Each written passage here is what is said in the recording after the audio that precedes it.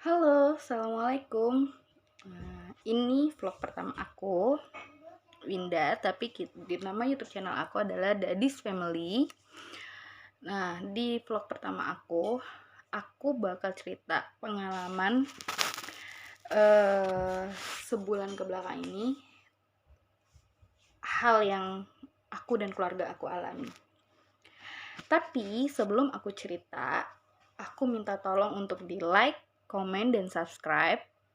Jangan lupa di share juga ke teman-teman. Mudah-mudahan video sharing aku ini bermanfaat buat yang lainnya. Nah, jadi kita mulai ceritanya ya. Jadi sebulan ke belakang ini, hampir sebulan ke belakang ini, kita udah masuk minggu ketiga. Hampir sebulan ke belakang ini, aku, suamiku, dan anakku qadarullah mendapat ujian dari Allah kalau kita bertiga positif COVID-19. Nah, kenapa kita sampai bisa terpapar COVID? Aku bakal cerita lebih detail. Jadi, hampir sebulan yang lalu, tepatnya di tanggal 20 tanggal 19 April itu kita dapat kabar duka. Kebetulan salah satu keluarga kita, atau lebih tepatnya ayahanda tercinta dari bos suami aku berpulang untuk selama-lamanya ke pangkuan Tuhan, dan berpulang itu di kampung halamannya, tepatnya di Flores. Nah, pada tanggal 19 kita dapat berita duka, itu pas bulan puasa, kita dapat berita duka seperti itu. Terus tanggal 20 itu sebetulnya sudah masuk ke tanggal 20 sih ya gitu, karena dapat kabarnya itu jam 1 malam kalau nggak meninggalnya itu jam 4 waktu Jakarta, jam setengah 5 waktu Jakarta, jam 4 waktu sana. Terus kita dikabarin dari malam itu. Suamiku tuh udah gelisah karena mungkin suamiku tuh kontak-kontakan sama teman-temannya, sama sama keluarga yang ada di Flores. Suamiku udah kontak-kontakan terus, mereka udah kasih kabar kalau memang kondisinya semakin drop gitu. Dan Tuhan lebih sayang sama beliau, lebih sayang dengan beliau. Akhirnya beliau berpulang tepat di pukul 5 waktu Jakarta. Akhirnya tanggal 20-nya suamiku dapat mandat dari bosnya kalau dia harus ikut mengawal bosnya untuk pulang ke kampung halaman saat itu gitu. Akhirnya suamiku bilang lah sama aku, ngobrol segala macem. Ya memang aku juga di situ sangat sedih ya, karena beliau orang baik gitu kan. Aku tahu beliau sangat orang baik, sosok yang ramah, yang baik.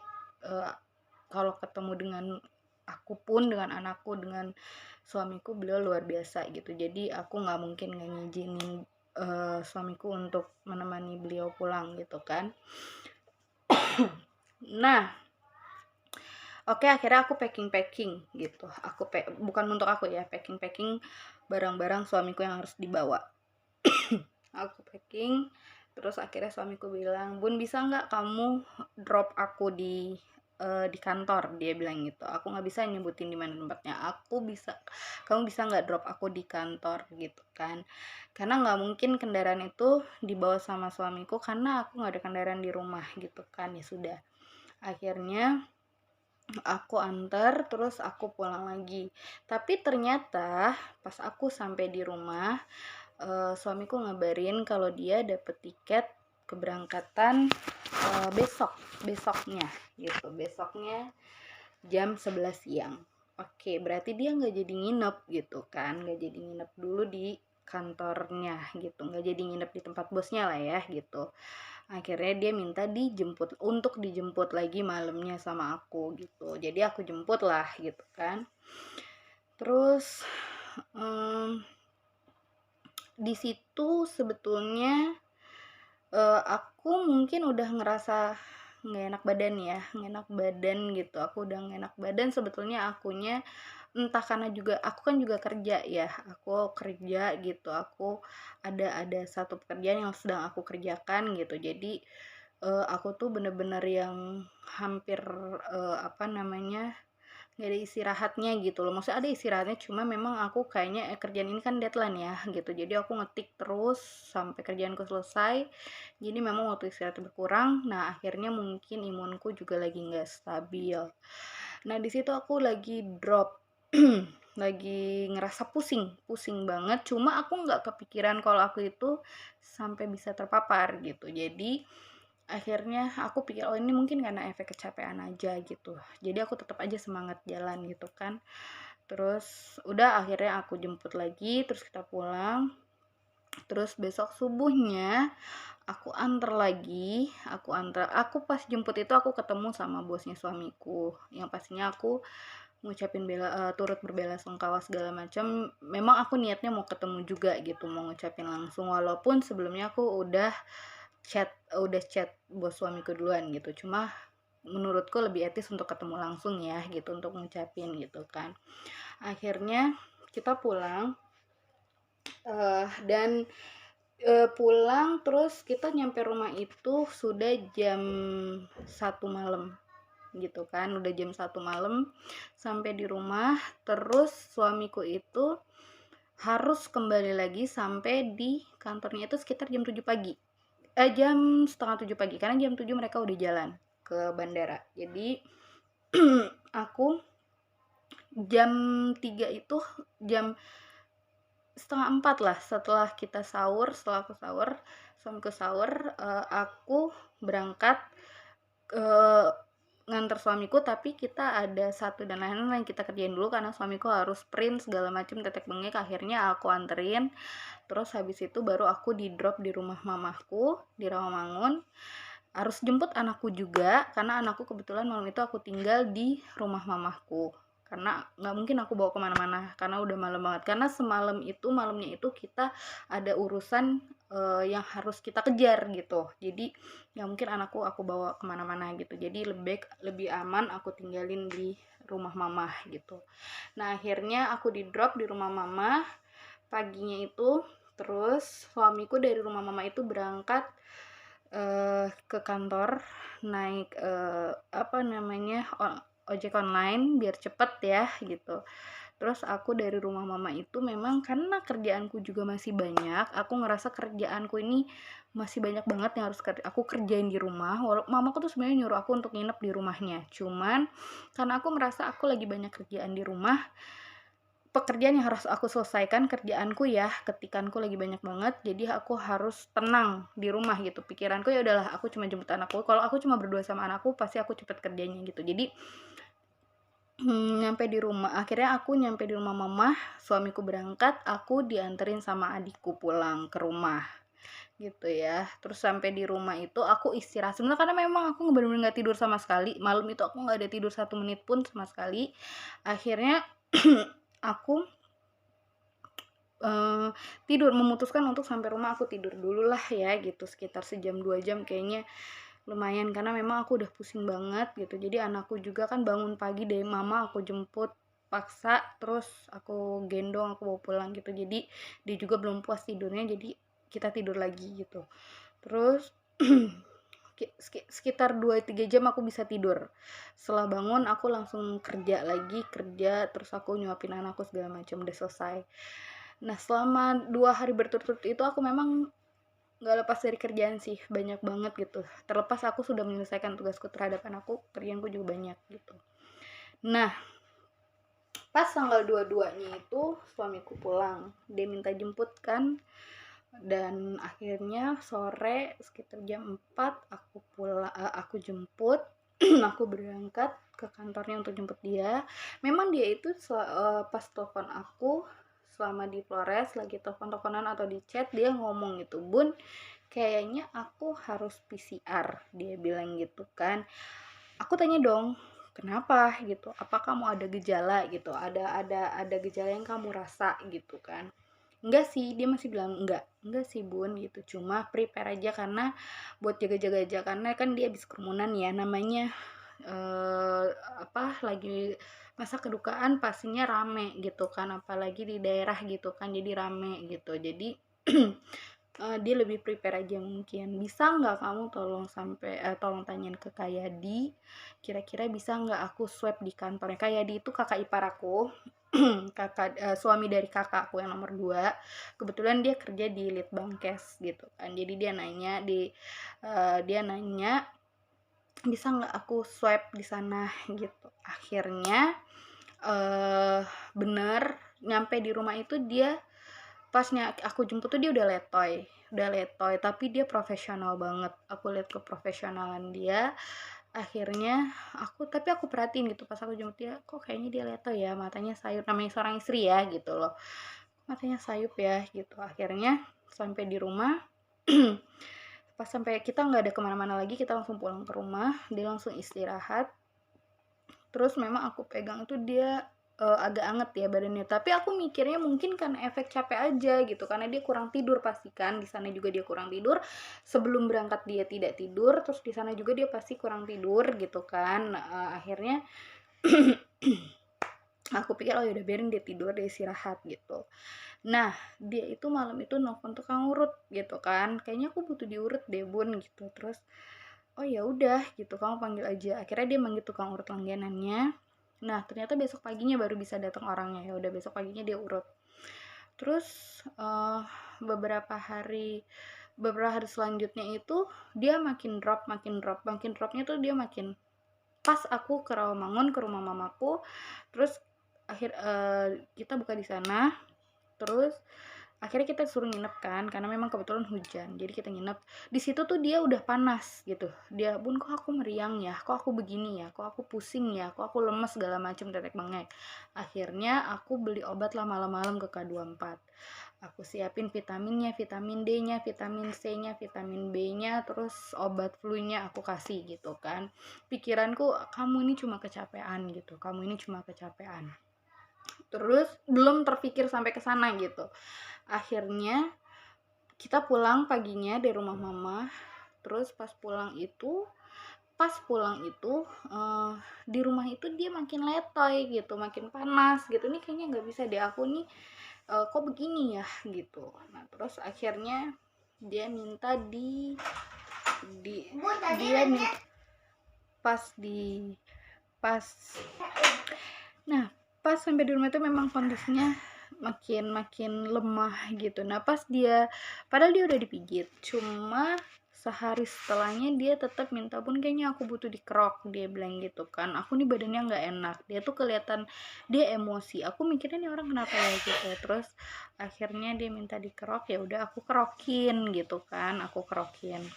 Terus aku kerokin, dan ternyata pas dikerok itu aku yang panas. Setelah selesai ngerok dia 5 menit kemudian aku tuh langsung panas banget badanku.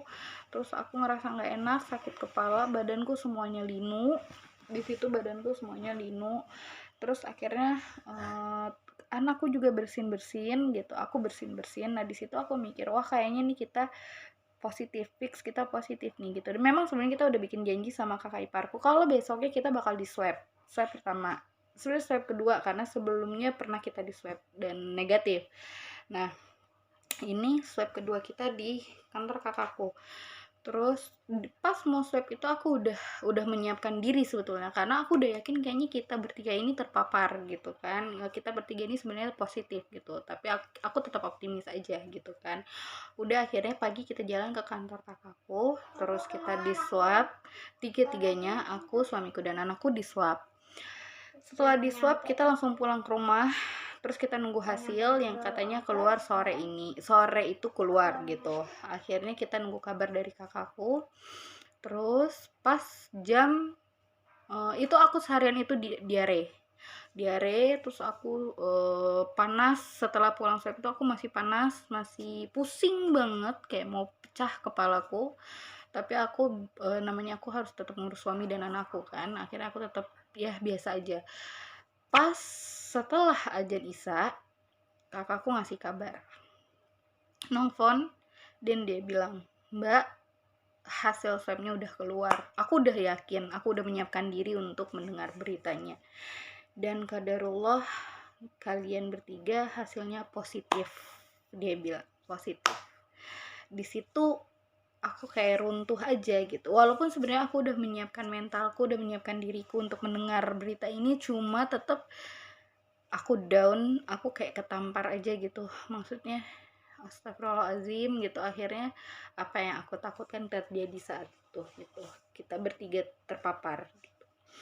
Nah, sebetulnya yang aku takutkan itu sebenarnya adalah anakku gitu. Yang lebih aku pikirkan itu adalah anakku gitu. Karena namanya anak kecil ya gitu. Terus kita ibu gitu, mikirnya lebih, ya Allah, gimana nih sama anak gue gitu. Aku mikirkan lebih ke situ ya. Cuma imunitas di dalam tubuh anak itu kan lebih bagus ya, lebih apa sih, lebih baik gitu. Jadi aku yakin aja kekebalan di dalam tubuhnya tuh lebih bagus gitu. Jadi mudah-mudahan anakku nggak lama kenanya gitu. Akhirnya aku nangis gitu. Aku kasih tahu suamiku, aku nangis. Terus akhirnya semua pada nelfonin, mama nelfonin, kembaranku nelfonin, kakakku nelfonin, kakak iparku nelfonin. Mereka benar-benar menyupport aku. Bahkan dokter pribadinya bos suamiku juga sampai WhatsAppin, ngechat suamiku gitu kan. Bosnya juga ngechat gitu, sampai semua yang ngechat buat ngasih support kita bertiga gitu. Akhirnya kita coba jalanin aja, kita coba ikhlas, coba nerima dengan ya udah, kita jalanin, kita tenang, jangan sampai imun kita drop. Alhamdulillahnya masya Allahnya tuh bener-bener luar biasa dukungan, support, bentuk apapun dari keluarga datang gitu kan, terutama keluargaku, dari mama, dari ayah, dari kakakku, dari adikku gitu kan. Setiap hari mama tuh langsung nelfon, kamu nggak usah stres, kamu nggak usah mikirin apa-apa, kamu nggak usah nangis, mama cuma pengen kamu jaga imun. Pokoknya setiap hari mama akan masakin kamu, dari sini nanti diantar ke sana gitu kan. Setiap hari mama akan masakin kamu gitu. Makanan bener-bener tuh alhamdulillahnya aku bener-bener gak dibolehin sama mamaku sama semuanya untuk kerja-kerja berat dulu. Aku bener-bener suruh istirahat. Jadi setiap hari setiap pagi itu adikku yang bontot mundar mandir nganterin semua keperluan kita, dari mulai makanan, snack, obat, dan tetek bengek apapun itu dianterin semuanya sama dia. Mulai dari saat itu selama seminggu berturut-turut semuanya aku nggak mikirin apapun. Aku bener-bener di rumah isolasi mandiri, aku nggak mau ke rumah sakit, aku nggak mau kemana-mana. Udah, kita bener-bener isolasi, diem di rumah, memutuskan untuk isolasi diri di rumah dengan bener gitu ya, nggak ketemu siapapun. Akhirnya adikku datang tiap hari nganterin semuanya keperluan kita, apapun yang aku perlukan mereka standby gitu kan. Aku tinggal telepon gitu. Alhamdulillah banget, masya Allah banget gitu kan. Masih banyak orang yang sayang sama kita gitu, terutama keluarga aku. Nah, terus akhirnya selama seminggu itu aku gejor anakku, suamiku, dan aku tuh vitamin gitu. Kita sampai beli obat Cina gitu kan. Terus kita vitamin D-nya sampai beli yang 5.000. Terus sampai kita berjemur setiap pagi. Terus kita bener-bener makan makanan yang nggak dibeli, itu benar-benar dimasakin sama mamaku. Terus vitamin, zinc, segala macem, vitamin B, vitamin E itu kita makan semua, anakku juga gitu kan. Terus sampai bolak-balik mamaku nelfon, tapi namanya aku perempuan ya, udah gitu aku juga kebetulan aku kan punya GERD gitu kan, punya GERD dan anxiety disorder gitu. Jadi aku harus merangin itu semuanya gitu, harus merangin anxietyku gitu kan. Gue harus tetap semangat, gue harus sehat, karena yang ada di otakku saat itu ya, gue harus semangat, gue harus sehat, karena gue nggak cuma lagi mikirin diri gue sendiri, tapi gue mikirin anak dan suami gue gitu. Mereka butuh gue saat itu gitu. Jadi aku berusaha untuk yang ya oke. Dan memang nggak ada gejala yang selain panas itu ya. Selain panas itu aku nggak ada batuk, nggak ada nggak ada batuk dan nggak ada sesak nafas. Kita bertiga alhamdulillahnya kita gejalanya nggak ada batuk dan nggak ada sesak nafas. Itu sih yang kita, jangan sampai kita kena batuk dan sesak nafas, itu aja gitu. Kita benar-benar panas aja 2 hari pertama, setelah itu kita nggak ngerasain apa-apa sama sekali, kecuali aku hilang indera penciuman. Aku hilang indera penciuman itu cukup lama, ada sekitar 10 hari hilang indera penciuman. Itu aja sih, cuma aku nggak terlalu bawa pusing gitu loh, karena nggak mengganggu yang lainnya gitu. eh apa Suamiku dia kehilangan indera perasa dan penciuman dua-duanya. Kalau aku indera perasa alhamdulillah masih oke pada saat itu. Anakku juga nggak ada panas lagi saat itu, nggak ada batuk juga, nggak ada apa-apa. Justru anakku tuh yang bener-bener baik banget gitu kelihatannya, walaupun di awal dia panas, cuma setelah itu dia bener baik banget, nggak ada penciumannya. Aku tanya, nah kamu bisa nyium ini nggak? Bisa mah, bisa bun gitu kan. Kamu masih bisa cium kan nak, bisa minyak wangi ini kecium nggak nak? Kecium bun gitu kan. Terus aku bisa nyium kok bun gitu. Ini aku bener-bener nggak bisa nyium apapun sama sekali nggak bisa nyium. Itu sampai minyak wangi, sampai semua aku semprot, aku cium, terus aduh pokoknya itu yang sempat bikin aku frustasi, karena sampai hari ke-10 aku nggak bisa nyium apa-apa dari 2 hari setelah hasil keluar. Terus setelah itu seminggu kemudian ketemu hari Rabu lagi, kita swab lagi gitu kan, kita swab lagi. Memang sih aku belum yakin kalau kita udah negatif gitu, karena baru seminggu kan ya gitu. Walaupun kita tetap disupport dengan vitamin, tetap disuplai dengan vitamin, dengan apapun, tapi aku belum yakin sebetulnya. Dan benar, hasil kedua swab kita bertiga masih positif. Tapi no problem gitu kan, nggak masalah, kita tetap semangat. Memang kita belum 14 hari, jadi masa inkubasinya juga, inkubasi virusnya juga belum mati gitu kan, kita harus tahu itu gitu. Kita juga jangan terlalu awam sebetulnya ya, tapi kita oke, kita baik-baik aja. Kita pulang lagi ke rumah, kita tetap jalanin, kita tetap supply vitamin segala macam, obat-obatan, dan makanan terus disuplai sama mamaku. Dimasakin apapun yang kita besok mau masak, mau makan apa, mau dibikinin apa, maksudnya macem deh, anak apa mau dibikinin apa. Akhirnya semua makanan itu datang dari mamaku setiap hari, dari ayahku tuh tiap pagi nyariin bubur gitu kan, untuk dianterin ke sini. Dari Rawamangun ke Cipayung adikku nganterin tiap saat gitu. Terus udah seminggu itu kita jalanin, karena yang bikin aku sedih adalah ya Allah, ini udah mau Idul Fitri gitu kan, udah mau Idul Fitri, aku kepengen deh, semoga doaku saat itu, aku kepengen Idul Fitri ketemu mamahku gitu, ketemu ayahku, ketemu Uwo gitu kan, walaupun cuma sebentar gitu. Jadi udah, kalau dihitung dari masa aku kena, pada saat Idul Fitri itu sebenarnya aku udah hari ke-22 harusnya. Terus udah lebih dari 14 hari dong gitu kan. Terus akhirnya aku mikirnya pas 2 hari sebelum Idul Fitri, aku itu penciumanku timbul kan, alhamdulillah timbul penciumanku gitu, sedikit walaupun masih samar-samar, tapi aku udah bisa nyium gitu, alhamdulillah udah bisa nyium gitu, aku udah tenang gitu kan. Akhirnya suamiku juga, "Pak gimana?" "Aku sih masih samar-samar bun," gitu kan. "Oh ya udah, yang penting mah udah ada penciuman," gitu. Udah, kita memang jalanin, dan akhirnya kita datang, tetap lebaran itu aku datang sebentar, karena kan udah masa 14 hari. Kebetulan dokter dari mamaku juga udah bilang kalau udah 14 hari insyaallah udah masa inkubasinya udah nggak apa-apa, keluar sebentar walaupun hanya sebentar aja, dan nggak boleh, tetap jaga jarak dengan dengan prokes yang ketat gitu, dengan protokol kesehatan yang benar-benar ketat banget. Aku tetap jaga jarak sama keluargaku. Aku tetap pakai masker double, pakai sarung tangan dan lain-lain, dan itu pun aku cuma sebentar banget, nggak nyampe setengah jam. Itu kan aku melatih diriku aja gitu, melatih diriku supaya, karena aku pusing banget di rumah terus kan gitu, jadi aku melatih ketemu matahari lagi untuk jalan gitu.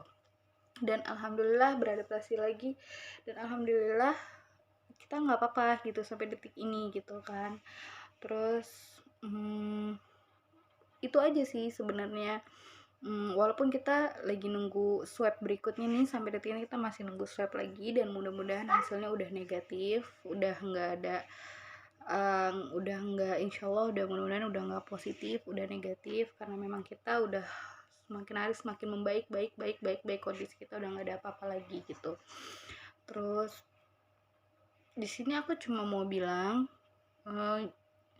jangan takabur buat teman-teman semua. COVID itu benar-benar ada, COVID itu benar-benar nyata. Tetap jaga kondisi, jaga keadaan gitu, jangan sampai imun drop. Udah gitu kalau nggak penting-penting banget, mendingan kita nggak usah nekat untuk melakukan sesuatu yang memang tidak mungkin untuk dilakukan pada saat ini dengan di pandemi ini gitu, karena keteledoran kita, karena keegoisan kita, jadi kita bisa karena keegoisan kita bisa jadi nyebabin COVID ini merajalela, COVID ini jadi menyebar kemana-mana gitu, kasihan yang lainnya. Jadi mungkin saran dari aku itu aja, jangan egois, tetap patuhin protapnya, diketatin buat diri kita sendiri. Kalau bukan buat diri kita sendiri, buat siapa lagi gitu, siapa lagi yang bisa ngingetin kita. Kesadaran itu timbul dari diri kita sendiri gitu. Dan aku udah ngerasain sendiri, COVID itu ada, COVID itu nyata, dan COVID itu nggak enak banget, sama sekali nggak enak banget sama sekali. Walaupun kita udah berusaha untuk ya udah nggak apa-apa, jalanin aja, oke, kita cuma jaga imun segala macam, itu bohong. Tetap mental kita kena, psikis kita kena. Yang paling bikin kita drop itu karena psikis kita kena, mental kita kena. Nah itu kita harus berjuang, kita harus berdamai, kita harus berperang ngelawan ketakutan kita pada saat itu gitu. Bohong kalau mungkin yang laki-laki bisa fine-fine aja, mungkin kalau perempuan kayak aku gitu, apalagi anak, suami juga kena gitu, jadi lebih drop sih, lebih down gitu, lebih mellow sebetulnya. Cuma itu di saat seperti itu kita harus memerangin itu semua gitu. Jadi kita nggak cuma mikirin diri kita sendiri gitu, kita harus yang benar-benar fight sama kita benar-benar fight sama yang namanya kondisi kita sendiri di dalam tubuh gitu. Kita harus gue harus sehat, gue nggak bisa kayak gini gitu. Kalau aku ya gitu, karena ya suami gue butuh gue, anak gue butuh gue gitu. Jadi ya gue nggak boleh cengeng gitu loh, nggak boleh nangis gitu. Walaupun pas nelfon mamaku tetap aja aku kadang masih suka nangis gitu.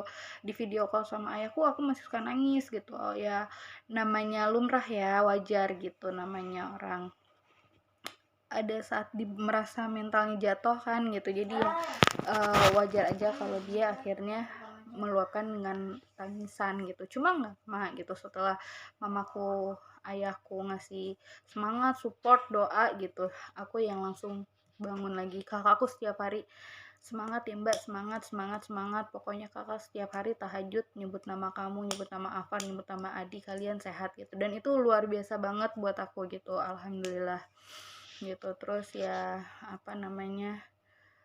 support yang seperti itu yang bikin imun kita baik gitu. Yang paling harus dijaga adalah imun.